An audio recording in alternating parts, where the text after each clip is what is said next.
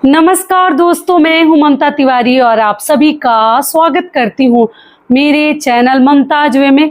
कैसे हैं आप सब? तो ये बताने के लिए कमेंट बॉक्स में जय माता दी हमेशा की तरह जरूर लिखिए। तो चलिए दोस्तों, आज हम इस वीडियो में जानेंगे कुछ महत्वपूर्ण बातें जो कि हमारे घर के सुख समृद्धि के लिए बहुत ही अच्छा है, ध्यान रखने वाली बातें हैं। बहुत छोटी छोटी बातें हैं जो प्रतिदिन हमें ध्यान रखनी चाहिए। वो कौन कौन से कार्य हैं, बातें हैं जो आप लोग, कुछ तो आप लोगों का प्रश्न है वो भी बताऊंगी। आप लोग प्रश्न कर देते हैं लेकिन वीडियो नहीं देखती हैं, तो प्रश्न आपका उसी में बताई रहती है, आंसर रह जाता है।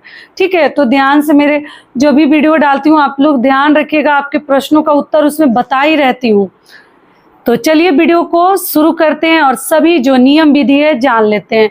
इससे पहले दोस्तों, अगर आपको मेरा वीडियो पसंद आता है तो प्लीज आप मेरे चैनल को सब्सक्राइब कर दीजिएगा, बेल आइकन को प्रेस कर दीजिएगा, जिससे कि मेरे वीडियो के नए नोटिफिकेशन आप सभी के पास सबसे पहले पहुंचे।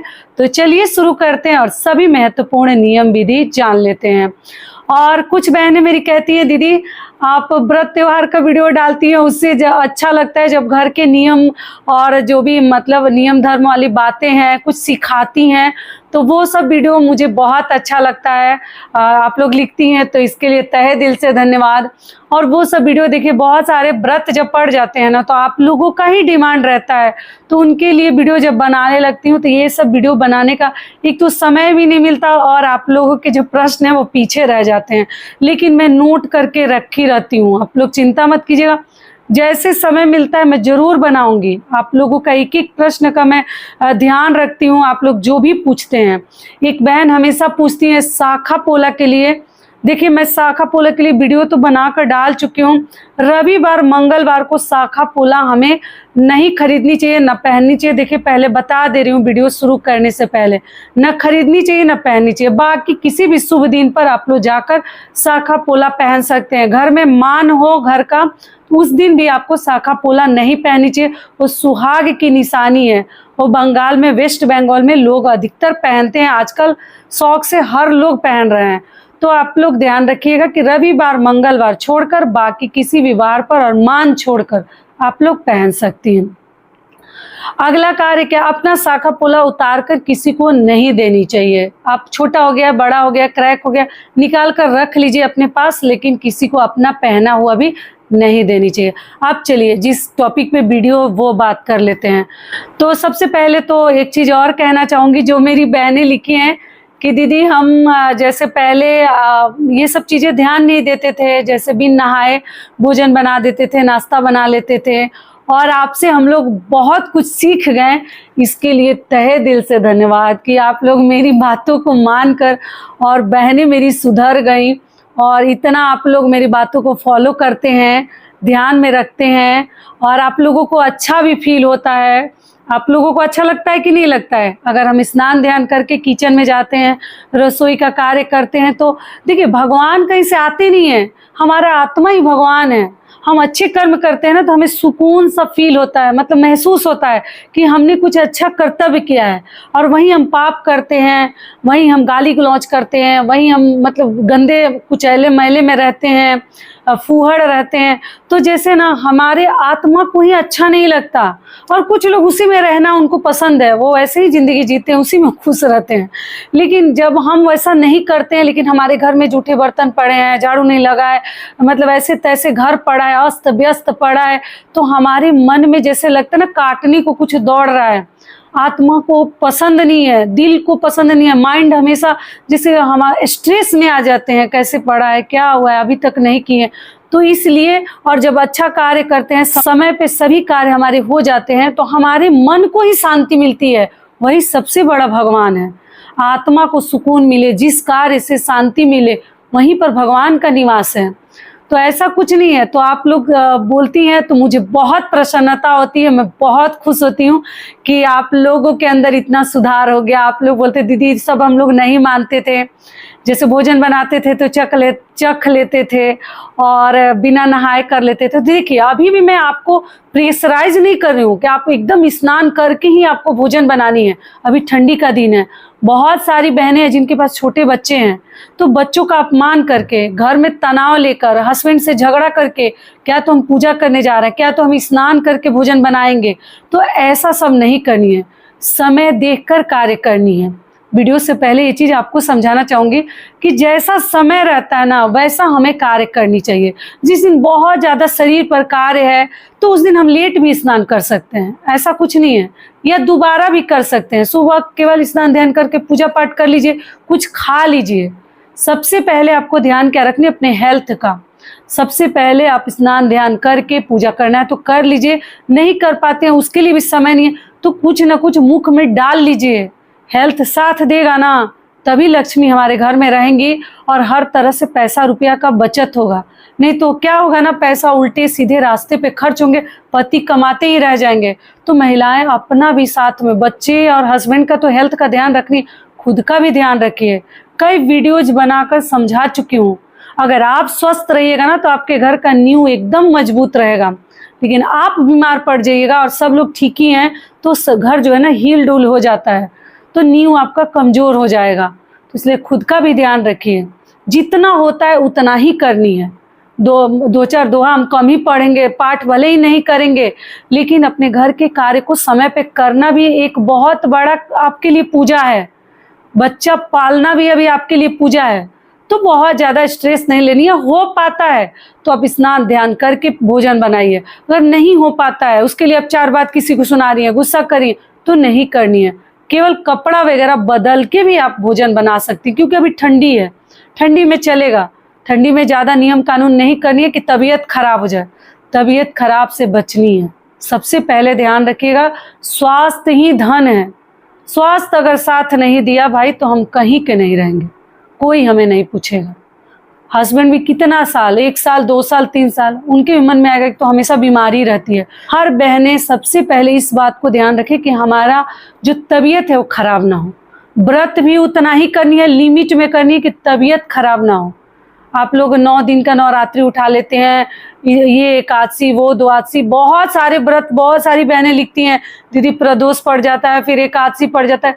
ज़्यादा मत कीजिए। ज़्यादा व्रत करने से भी तबीयत, आप लोग कहती भी हैं आप लोग कि तबीयत खराब हो गया मेरा, हमसे नहीं हो रहा है दीदी, ये नहीं हो रहा, तो व्रत भी उतना ही उठानी है जितना कि हम सहन कर पाएँ, जितना कि हम कर पाएँ। लोगों के देखा देखी में ये भी उठा लिए वो भी उठा लिए और हमसे आगे निभा नहीं पा रहे हैं, तबीयत खराब हो रहा है, तो वैसा व्रत भी नहीं उठानी है। अभी आपका समय है अपने परिवार पर ध्यान देने का, बच्चों पर ध्यान देने का, तो वो सबसे पहले कीजिए। समझ में आ गया? तो ये सब मेरे समझाने की बातें हैं, मेरी बहनों को बहुत पसंद आता है, तो इसके लिए बहुत बहुत धन्यवाद। तो सोची कि बता दो। अब चलिए जो नियम है वो जान लेते हैं। सबसे पहले आपको बता दूं, आप लोगों का ये भी प्रश्न है कि दीदी जैसे हमारा घर छोटा है, रूम एक ही है और हस्बैंड जो है ना, चाहे बच्चे, सब लोग नीचे सोए रहते हैं, तो क्या उस घर में झाड़ू लगाएं या ना लगाएं? तो देखिए, अगर वो लोग किसी कोने पर सोए हैं तो साइड से आप झाड़ू लगाकर जा सकती हैं। केवल ध्यान रखनी है कि उनके शरीर में टच ना हो, वरना आप कपड़े से भी उस रूम को आप लोग पोंछ सकती हैं या बुहार सकती हैं। लेकिन झाड़ू बच्चों के, हस्बैंड के या खुद के भी शरीर में नहीं लगनी चाहिए। झाड़ू कभी मत लगाइएगा। तो ऐसे में अगर पति सोए हैं, घर में एकदम ही जगह नहीं है, तो आप झाड़ू मत लगाइएगा। कपड़ा से हो सकता है तो साइड में पोंछकर नियम कर दीजिए, ठीक है? तो ये आपका एक मतलब जो भी आप लोगों का प्रश्न है ये भी बता दी, टेंशन फ्री रहिएगा। दूसरा आप लोगों का प्रश्न है कि दीदी हम वर्किंग हैं तो इतना सब नियम नहीं निभा पाते हैं। तो देखिए, हाउसवाइफ के लिए अलग नियम है। नियम तो ऐसे सबके लिए है, लेकिन वर्किंग के लिए अलग ही है। आप कुछ नहीं भी कर पाइएगा ना, तो आपका सबसे बड़ा काम और कर्म जो है ना, आपका नौकरी है, जॉब है। तो घर ठीक है, थोड़ा अस्त व्यस्त भी पड़ा है, झाड़ू वगैरह लगा दीजिए, जल का छिड़काव कर दीजिए, पोछा का भी नियम हो जाएगा। अब सप्ताह में एक दिन सभी आदमी मिलकर आप लोग साफ कर लीजिए, क्योंकि जो वर्किंग रहते हैं ना, बहुत कम लोग हैं जो दोनों मैनेज कर पाते हैं, और बहुत सारे लोग हैं ना, घर अस्त व्यस्त पड़ा रहता है तो देखने वाले को भी बुरा नहीं लगता, क्योंकि वो सुबह जाते हैं शाम को आते हैं, वो लेडीज घर में भोजन बनाएगी आकर, या वो घर को ठीक करेगी, अरेंज करेगी। तो कोई बात नहीं, पूजा भी उतना ही समय भगवान को दीजिए जितना आपके पास है। आप केवल आपको ध्यान रखनी कि 2 मिनट भी टाइम देनी है, लेकिन देनी है जरूर, प्रतिदिन देनी है। वो भी नहीं है वर्किंग के लिए तो हाथ जोड़कर प्रणाम कर लीजिए। शाम को आती हैं, समय है तो भोग लगा दीजिए, दिया बाती कर दीजिए। देख लीजिए आपका सभी कार्य जो है ना, जो भी वर्किंग बहनें हैं मेरी, आपके समय के ऊपर डिपेंड करता है। जैसा टाइम है उतना ही आपको करनी है, ज़्यादा खुद को परेशान नहीं करनी है, ठीक है। और व्रत वगैरह भी आप लोग सबके लिए मैं कह दे रही हूँ, सब व्रत आप लोग मत उठाइए, कोई एक कर लीजिए, कंप्लीट कर दीजिए, उसको उद्यापन कर लीजिए, तब दूसरा व्रत उठाइए। ऐसा नहीं कि सप्ताह में 3 दिन हम व्रत ही रह रहे हैं और इससे भगवान बहुत प्रसन्न हो जाएंगे। अभी यंग है, पता नहीं चल रहा है, जैसे उम्र होती है ना, बहुत सारे बीमारियों के हम शिकार हो जाते हैं। हमेशा मेरी माँ ये चीज़ सिखाती है कि व्रत करनी है, जो एकदम ज़रूरत है, बहुत इंपॉर्टेंट है, वही सब व्रत हमें करनी है। बहुत सारे व्रत हमें नहीं उठानी है। फिर भी तो साल में कई ऐसे व्रत हो जा रहे हैं, और हमारे जो व्रत है ना बिहार यूपी के, बहुत ज़्यादा कठिन व्रत हैं। बिना पानी वाले, बिना भोजन के बिना तो हम रह भी जाते, पानी के बिना मतलब एकदम मुश्किल है। लेकिन फिर भी जो ज़रूरत है उसको तो करनी ही है। रो के करो, गा के करो, मर के करो, जी के करो, करना ही है तो करते ही हैं। लेकिन साइड से आप लोग बहुत ज़्यादा व्रत साप्ताहिक ना उठाएं, एक पूरा कर ले तब एक कीजिएगा। ये क्लियर हो गया। चलिए अगला आप लोगों का प्रश्न है कि दीदी क्या घंटी बजा सकते हैं? बिल्कुल, हर बार बताती हूँ, घंटी सुबह शाम बजानी चाहिए। उससे घर में जो भी नेगेटिविटी रहती है ना, जो भी नेगेटिव वातावरण रहता है बाहर जाता है, नेगेटिविटी दूर होती है।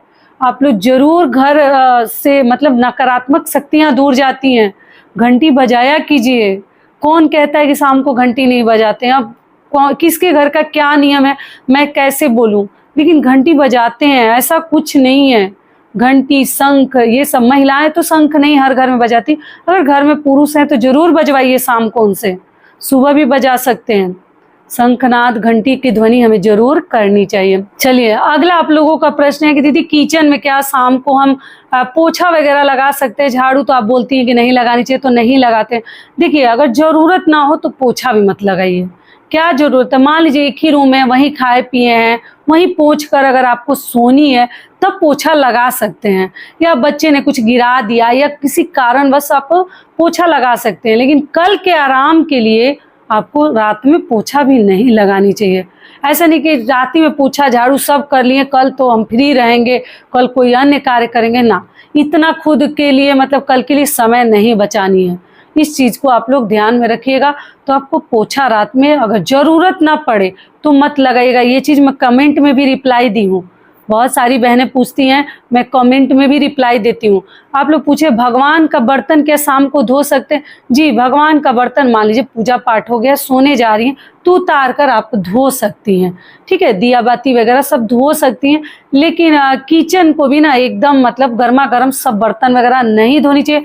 अगर कढ़ाई का भी ज़रूरत है, कढ़ाई वगैरह धो लीजिए, तवा तो कम से कम छोड़ ही देनी चाहिए, नहीं धोनी चाहिए। बहुत बार मतलब कई बार ये चीज़ मैं आपको समझा चुकी हूँ, लेकिन पोछा वाला जो आप लोगों का प्रश्न था सोची कि समझा दूँ। क्लियर हो गया। और अगला प्रश्न क्या है दीदी, जैसे हम लोग मिट्टी के चूल्हे पर भोजन बनाते हैं तो क्या रात में, जैसे सुबह ही मतलब काम रहता है, तो क्या रात में ही राख वगैरह निकाल कर चूल्हे को लीप सकते हैं, या मतलब चूल्हे को वहाँ पे साफ कर सकते हैं सब कुछ? तो जी देखिए, मैं आपको मतलब आप अपने घर के बड़े बुजुर्गों से एक बार पूछ लीजिएगा। देखिए रात को ना जैसे किचन का बात अलग है, चलो एक कपड़े से आपने पोंछ दिया, ये कर दिया, साफ कर दिया, और लेकिन चूल्हे में लकड़ी जला है, उपले जले हैं, पुआल जलाए हैं, और फिर उसका राख निकाल कर चूल्हे को रात में लीपना और साफ करना ठीक नहीं होता है।